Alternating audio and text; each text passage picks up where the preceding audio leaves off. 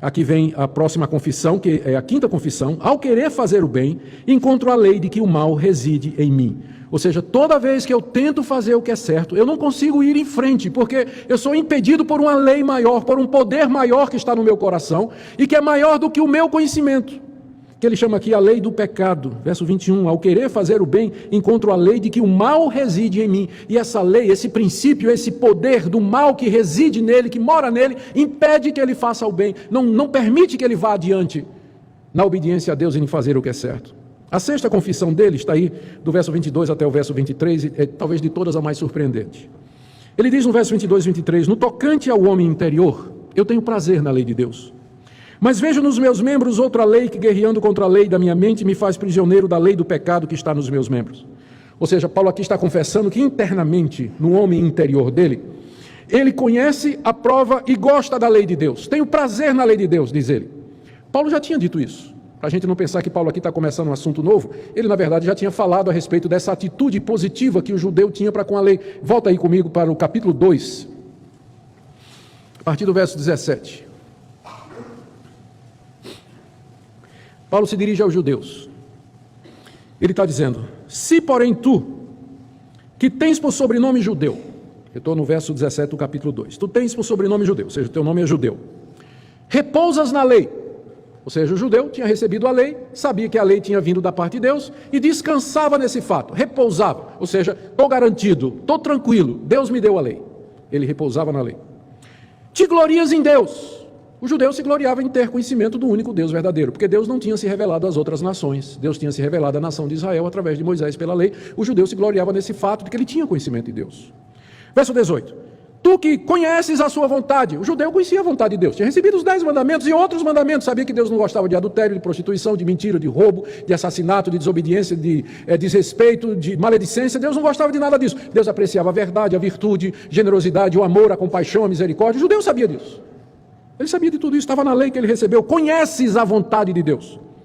Não só conhecia, verso 18, tu aprovas as coisas excelentes, que são as coisas da lei de Deus. O judeu aprovava. Quando a lei dizia adorar a Deus e não os ídolos, isso é bom, o judeu, é isso mesmo. Quando falava, tem que proteger a família, cuidar dos filhos, o judeu, claro, eu aprovo tudo isso. Nós temos que proteger a propriedade do próximo, por isso você não pode tirar nada que pertence ao seu próximo, claro, eu aprovo isso, está absolutamente certo. O judeu fazia isso. Ele tinha conhecimento. Ele preferia a lei. Ele optava pela lei. Sabia que a lei vinha de Deus. Sabia de tudo isso. Final do verso 18. Tu és instruído na lei. Ele conhecia a palavra de Deus profundamente. E não só isso, verso 19. Estás persuadido de que é guia dos cegos e luz dos que se encontram em trevas. Ou seja, ele conhecia a verdade que não havia sido dada a mais ninguém. Os outros povos estavam em trevas, mas o judeu tinha a luz da lei e da verdade. Verso 20. Tu és instrutor de ignorantes, mestre de crianças, tendo na lei a forma da sabedoria e na verdade. Então, queridos, o judeu, e aqui não é o judeu convertido, é a nação de Israel, e no meio dela havia centenas e centenas de judeus não convertidos. Israel recebeu a lei e gostava da lei, tinha prazer na lei, reconhecia que ela era santa, que ela era verdadeira. Mas, veja o que é que Paulo diz aqui, antecipando Romanos 7, verso 21. Tu que ensinas a outro, não te ensina a ti mesmo? Tu que pregas que não se deve furtar, furtas? Dizes que não se deve cometer adultério e cometes? Ou seja, essa passagem do capítulo 2 é apenas uma antecipação do que Paulo vai descrever em mais detalhes no capítulo 7. E aqui ele diz exatamente isso. Voltando agora para o capítulo 7, no verso 22, ele diz, no tocante ao homem interior, tenho prazer na lei de Deus. Israel podia dizer isso. Um judeu não convertido podia dizer isso, porque ele tinha recebido a lei como se fosse o caminho da salvação.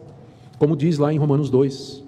Tenho prazer na lei de Deus. Contudo, e essa é uma constatação que naquela época eles não fariam, mas que Paulo faz agora que é crente. Contudo, verso 23, eu vejo nos meus membros outra lei, que guerreando contra a lei da minha mente, me faz prisioneiro da lei do pecado que está nos meus membros. Que diferença de Romanos 6, onde Paulo diz que nós não somos mais prisioneiros do pecado. Que diferença de Romanos 6, onde o cristão é declarado livre da escravidão da lei, da escravidão e do domínio do pecado. Aqui esse homem está vendido, é prisioneiro do pecado como escravo. Ele sabe na sua mente, ele sabe na sua consciência que a lei é verdade, que a palavra de Deus está correta, o bem que ele deve fazer, contudo, ele não consegue. E finalmente, a última confissão dele está no verso 25, quando ele diz, no final do verso 25, esqueça a primeira sentença, eu vou dizer por quê. No final do verso 25 ele diz, de maneira que eu de mim mesmo, com a mente, Sou escravo da lei de Deus, mas segundo a carne, da lei do pecado. A minha mente está presa à lei de Deus porque me foi dado esse conhecimento. Eu recebi a lei, fui circuncidado, faço parte do povo de Deus. Recebi a aliança, todas as promessas, a esperança messiânica. Todas estas coisas eu considero verdadeiras. Mas eu também sou escravo do pecado e eu não consigo obedecer essa lei. Eu não consigo fazer o que é certo. E aí, ele dá aquele grito que Paulo antecipa no verso 24. Desventurado homem que sou, quem me livrará do corpo dessa morte? Essa é a razão pela qual a lei de Deus foi dada, para que o judeu desse esse grito, para que ele dissesse: miserável homem que sou. Miserável é a palavra que está no original. Miserável homem que sou. Quem vai me livrar do corpo dessa morte? Quem é que vai me livrar dessa situação em que eu sei o certo, mas não consigo fazer? Eu não vejo saída, não tenho forças em mim mesmo. Dentro de mim só habita o mal. Eu faço o mal que eu detesto, o bem que eu sei que eu tenho que fazer, eu não faço. Quem vai me livrar disso? Porque eu não consigo mais. O alvo de Deus é levar-nos a esse ponto de desespero, porque só pode haver salvação se você gritar isso. Se você não chegar a esse ponto aqui, você não pode ser salvo.